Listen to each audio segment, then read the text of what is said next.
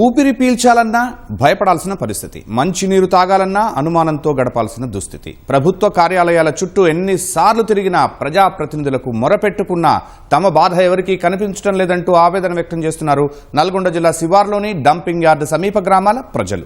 స్థానికుల ఆరోగ్యాలతో ముడిపడ్డ ఈ సమస్యపై మా ప్రతినిధి పవన్ అందిస్తున్న గ్రౌండ్ రిపోర్ట్.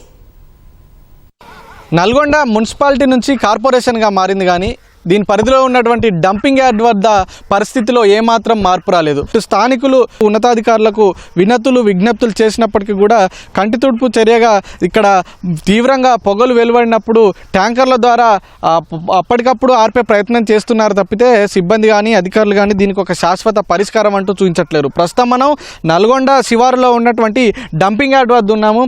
రావణ కష్టం ఎలాగైతే రగులుతూ ఉంటుందని అంటారో అదే చందంగా ఇక్కడ నిత్యం మంటలు పొగలు వెలువడుతూనే ఉన్నాయి. ఈ డంపింగ్ యార్డ్ అంతా కూడా మంటలు మండుతూ పొగలు వెలువడుతూ ఉన్నాయి.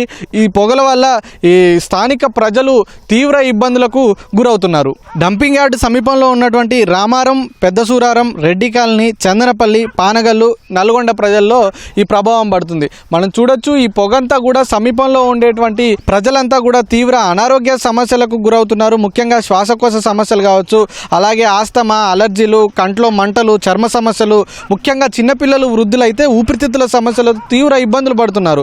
రాత్రి వేళల్లో ఈ పొగంతా కూడా ఇటు సమీప గ్రామాలకు వెళ్తుండడంతో పడుకోవడానికి కూడా తమకు కొంత ఇబ్బంది అవుతుందని ఇక్కడ ఉన్నటువంటి స్థానికులు చెప్తున్నటువంటి పరిస్థితి అయితే ఉంది. మరోవైపు ఈ డంపింగ్ యార్డు రహదారికి పక్కనే ఉండడం వల్ల ఈ పొగ అంతా ఇటువైపుకు కమ్ముకోవడంతో ఎదురుగా వస్తున్నటువంటి వాహనాలు ఏమాత్రం కనిపించట్లేదు. తద్వారా ఇటు వాహనదారులు తీవ్ర ఇబ్బందులకు గురవుతున్నారు. అలాగే ప్రమాదాలకు కూడా జరుగుతున్నటువంటి పరిస్థితి అయితే ఉంది. ఓవైపు ద్విచక్ర వాహనాలు కావచ్చు, బస్సులు కావచ్చు, లారీలు కావచ్చు, కార్లు కావచ్చు, ఇవి ఒకదానికొకటి ఢీకొనే అవకాశం, ప్రమాదాలు జరిగే అవకాశం ఉంటుంది. గతంలో కూడా 2-3 ప్రమాదాలు ఈ ప్రాంతంలో ఇక్కడ కమ్ముకున్నటువంటి పొగ వల్ల జరిగాయి. అసలు రోడ్డు ఏమాత్రం కూడా ఇక్కడ కనిపించదు.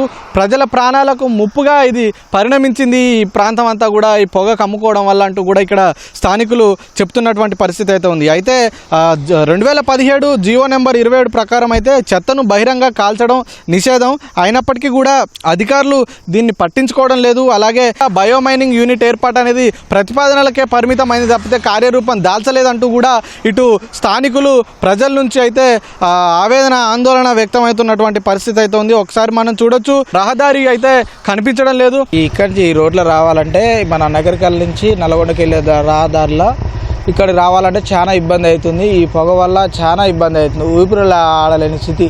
గర్భిణీ స్త్రీలు వీళ్ళు వచ్చిపోయే దారిలో అయితే చాలా ఇబ్బంది ఉంటుంది. చర్యలు తీసుకోవాలని కోండగిరెడ్డి గారిని కోరుతున్నాం. మేము ఇక్కడి నుంచి రావటం పోవటం అయితే చాలా ఇబ్బంది అవుతుంది. ఈ డంపింగ్ యార్డ్కు అతి సమీపంలో ఉండేటువంటి చందనపల్లి గ్రామానికి చెందినటువంటి స్థానికులు మనతో ఉన్నారు. ఈ డంపింగ్ యార్డ్ వల్ల ఎదురవుతున్నటువంటి సమస్యలు ఏందనేది వారి మాటల్లో విందాం. సార్ చెప్పండి, ఈ డంపింగ్ యార్డ్ వల్ల మీకు ఎదురుతున్నటువంటి ప్రధానమైన సమస్యలు ఏంటి సార్? గాలి మా ఊరు సైడ్ తోలినప్పుడు మొత్తం పొగ మొత్తం మాకు వస్తుంది. ఇక్కడ డంపింగ్ యార్డ్లో చెత్తని కాలుస్తున్నారు. ఆ పొగ వచ్చి మాకు శ్వాసకోశ సంబంధిత వ్యాధులు ఇవన్నీ రావడం జరుగుతుంది. అనారోగ్య కారణాల వల్ల కూడా చాలా మంది ఇబ్బంది పడుతున్నారు. ఇప్పటి వరకు ఉన్నతాధికారులకు దీనిపైన మీరు ఏమైనా ఫిర్యాదులు చేయకుండా వాళ్ళ దృష్టికి తీసుకుపోవడం కానీ చేశారా? వాళ్ళ నుంచి స్పందన ఎట్లా ఉంది? మేము కలెక్టర్ గారికి 3-4 సార్లు చెప్పినాము. వారు వచ్చి చూసినారు. మేము దీనికి పరిష్కారం చేస్తామన్నారు కూడా ఇంతవరకు ఏమీ చేయలేదు. మా పరిస్థితులు ఘోరంగా ఉన్నాయి. అదే గాలి మేము పీల్చుకుంటున్నాం. 74 సంవత్సరాలు ఏజ్ నాది. ఇంతవరకు కూడా నేను వ్యవసాయం చేసి టీచర్గా, హెడ్ మాస్టర్గా రిటైర్ అయినా. నాకు ఏ వ్యాధి లేదు. దీని వల్లనే ఈ మధ్యనే నాకు స్టంట్లు పడటం జరిగింది. బ్రెయిన్ స్ట్రోక్ కూడా రావడం జరిగింది. ఊరి వాళ్ళు దాదాపుగా 50% స్టంట్లు పడ్డోళ్ళే ఉన్నారు ఈ మధ్యన. ఆఫీసర్లు వచ్చి ఎంక్వైరీ చేసినా కూడా బయటపడుతుంది. ఈ సమస్య నుంచి మీరు బయటపడాలంటే మరి ఎలాంటి చర్యలు తీసుకోవాలి? అధికారులు డంపింగ్ యార్డు ఇక్కడి నుంచి తొలగించడమే పర్మనెంట్ సొల్యూషన్. అంతకు మించి ఏది చేసినా మాకు ఇక్కడ కుదరదు.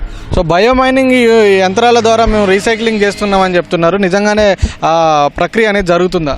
యంత్రాలు రావడం జరిగింది, షెడ్లు కట్టిండ్రు, కానీ ఇంతవరకు ఏ చర్యలు తీసుకోలేదు. పెండింగ్లో పెట్టుకుంటూ వెళ్తున్నారు. కోళ్ళను కోసిన వేస్టేజ్ మొత్తం మీద రోడ్లను వేసిండ్రు.